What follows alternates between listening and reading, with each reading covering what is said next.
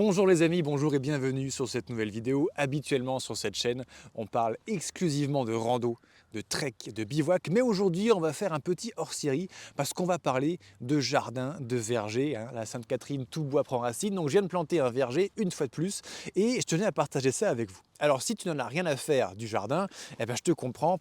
Passe cette vidéo, on se retrouve la semaine prochaine pour une nouvelle vidéo, comme toutes les semaines, spéciale rando, bivouac, trek. Et en attendant, tu peux aussi aller voir les 350 ou 400 vidéos qui ont déjà été publiées sur cette chaîne. Donc si tu cherches de l'astuce, du conseil sur la rando, tu vas forcément trouver ton bonheur. Et pour ceux que ça intéresse, on va parler jardinage. Et c'est marrant parce que je croisais mon voisin de jardin l'autre jour, un ancien de 75 ans, et qui est randonneur aussi, un ancien banquier et randonneur. Et je lui disais, c'est marrant, moi je suis randonneur, donc tout l'été je suis fourré à crapahuter dans les volcans, dans la montagne, dans les forêts.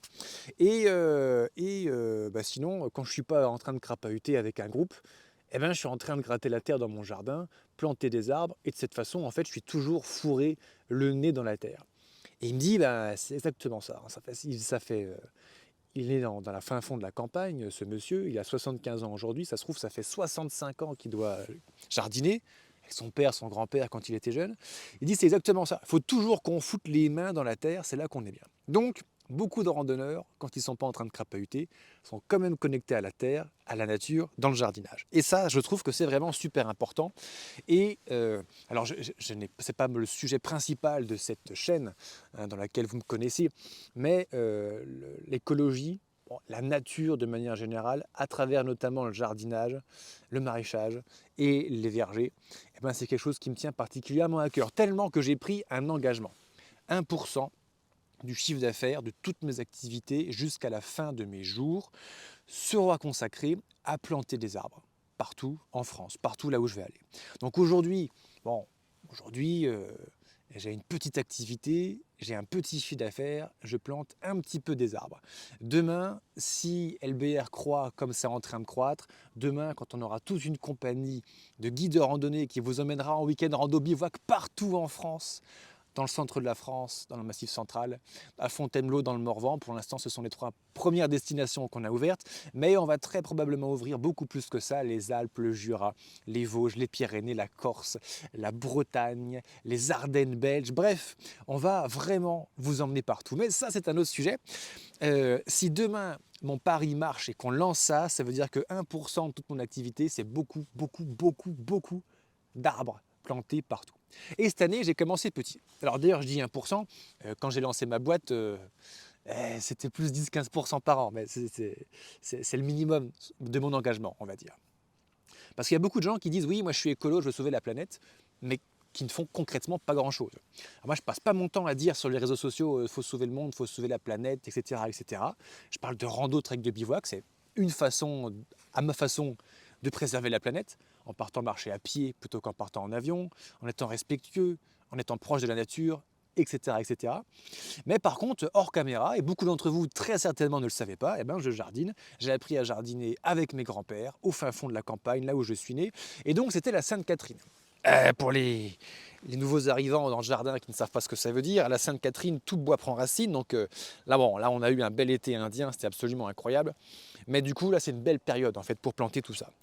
Donc, ce qui s'est passé, c'est que je me suis toujours démerdé pour avoir du jardin. Quand j'habite dans un endroit au fin fond de la campagne, j'ai une maison avec un jardin. Et quand j'habite en ville, même en ville dans un appartement, comme ici nous sommes dans l'agglomération de Clermont-Ferrand, eh bien je me suis toujours démerdé pour avoir un jardin. En l'occurrence un jardin partagé, donc il y a des parcelles partout autour de nous. Et cette année encore, eh bien, j'ai planté des arbres. Donc ici, ma chaîne n'est pas une chaîne de maraîchage, permaculture, etc. Il n'y a aucune prétention, c'est juste un partage. Et peut-être que ça inspirera certains d'entre vous. Ce serait toujours un plaisir. Et ça n'a aucune prétention. J'ai juste vous montrer ce que j'ai fait. Je ne suis pas un maître là-dedans. Là, il y a une allée centrale. Donc il y a tous mes voisins qui passent par là pour aller dans leur parcelle à gauche et à droite. Et du coup, côté nord, c'est un problème pour ma parcelle qui est juste derrière nous parce que du nord, le vent du nord est très froid et très sec. Il m'emmerde. Donc je viens de planter, comme tu peux le voir derrière, eh ben, une haie. J'ai planté 7 arbres fruitiers et en ce moment, je parie beaucoup sur les arbres colonnaires. Hein, c'est des petits fruitiers. Tu vois, celui-ci fait 2 mètres de haut, il ne sera jamais beaucoup plus grand que ça. Et en l'occurrence, en fait, c'est des arbres qui produisent une grosse récolte par rapport à leur taille. C'est pas très gros, ça fait quand même du fruit. Pas besoin de tailler, pas besoin d'entretenir. Le top, franchement, ce serait de l'espalier. Mais pour savoir bien tailler de l'espalier, il faut beaucoup travailler. Moi, j'ai pas le temps en ce moment d'apprendre tout ça, donc je fais simple. Arbre colonnaire, durée de vie courte 15 ans, mais aucune taille, aucun entretien. Je plante, j'arrose un coup à la plantation. Si on se paye une grosse canicule l'été prochain, mes jeunes arbres, je vais les arroser. Un arbre, c'est comme un enfant. Au début, il faut l'entretenir. Après, il se démerde. Et voilà, plantation de petits colonnaires. Alors, vu que c'est tout petit, on peut en planter plein. On peut en planter, il paraît, un tous les mètres. Bon, alors là, j'ai mis... ici, ce sont mes petits cerisiers, je crois de mémoire, que j'ai remis. C'est ça, des cerisiers à des poiriers plutôt, voilà. Des poiriers Moscou. Ah, Moscou, en plus, attends, avec l'actualité, c'est énorme. Voilà. Donc, mon poirier, celui-ci, je l'ai appelé Vladimir. Celui-ci, je l'ai appelé Poutine. Ce sont mes deux petits poiriers.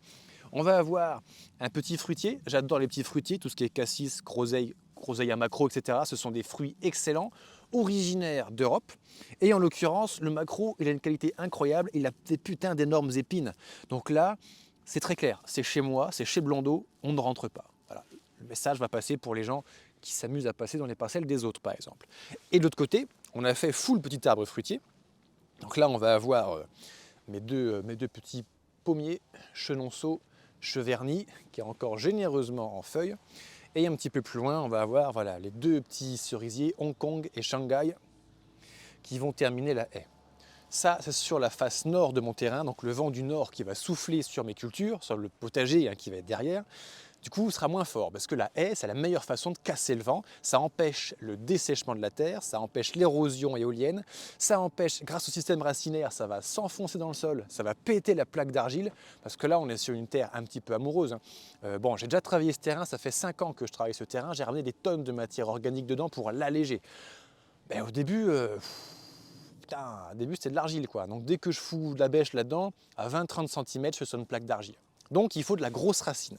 Les arbres vont venir péter avec leurs racines ça. Et j'ai déjà replanté des légumineuses, notamment la luzerne, qui a un énorme système racinaire. La luzerne, ça te fait une racine grosse comme le pouce qui s'enfonce jusqu'à 6-8 mètres de profondeur. C'est parfait pour péter cette plaque d'argile qui empêche les petites plantes de bien vivre.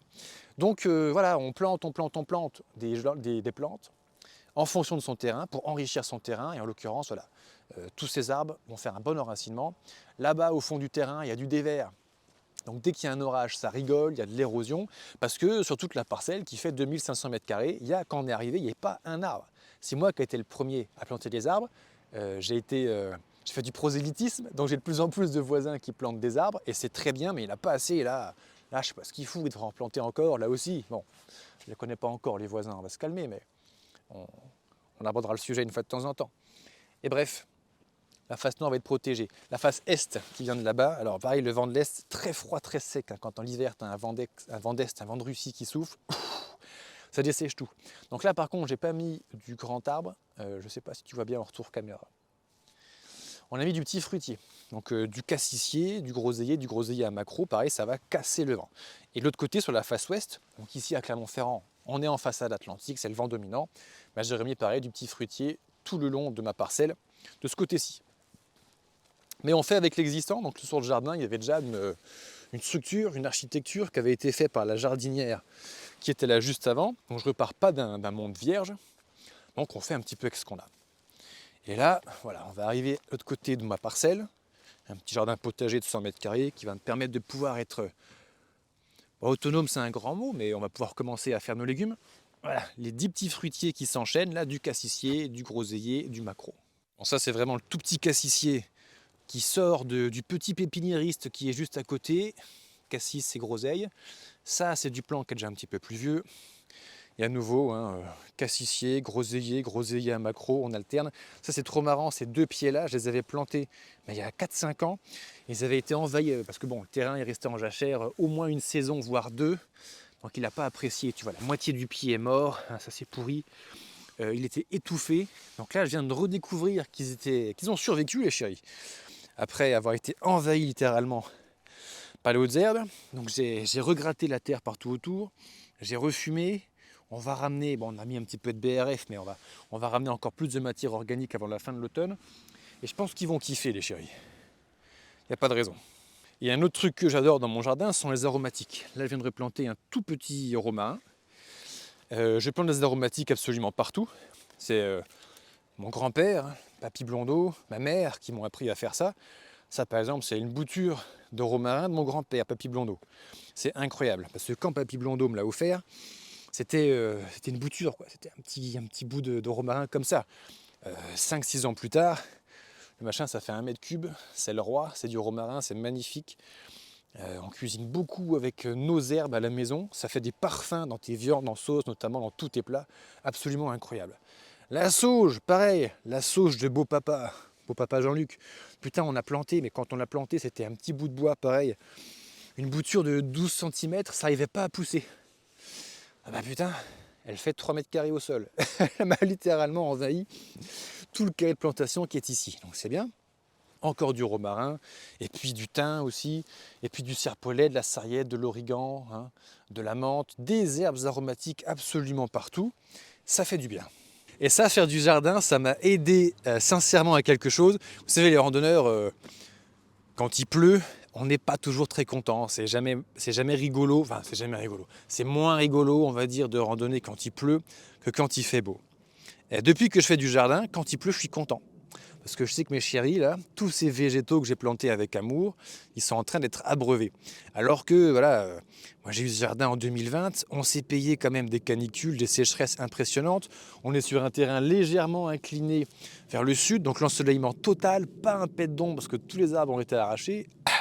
Donc ça a chaud, quoi, ça a très très chaud. Donc quand il pleut, je suis très content. Je suis très très content. Le randonneur est un peu frustré, mais le jardinier est content parce qu'il sait que ses petits végétaux vont bien pousser. Ça rééquilibre un petit peu la vie. Bien, j'espère que tu as apprécié cette vidéo. Complètement différente, hors sujet total, édition spéciale, on va dire jardinage, maraîchage, vergeage, je sais pas comment on dit, plantage de verger, on va dire. Donc écoute, n'hésite pas à me mettre en commentaire ce que tu en as pensé de ce tout petit partage d'expérience, à nouveau, hein. C'est juste un partage d'expérience, je n'ai rien à t'apprendre sur le jardinage probablement. Et si toi aussi, si tu es un randonneur jardinier, eh ben, dis-nous ce que ça t'apporte d'avoir ces deux pratiques en même temps. En attendant, je te dis à la semaine prochaine sur une nouvelle publication où cette fois-ci, comme d'habitude les amis, on parlera rando, trek, bivouac, comme d'habitude. Portez-vous bien et à très bientôt. Ciao.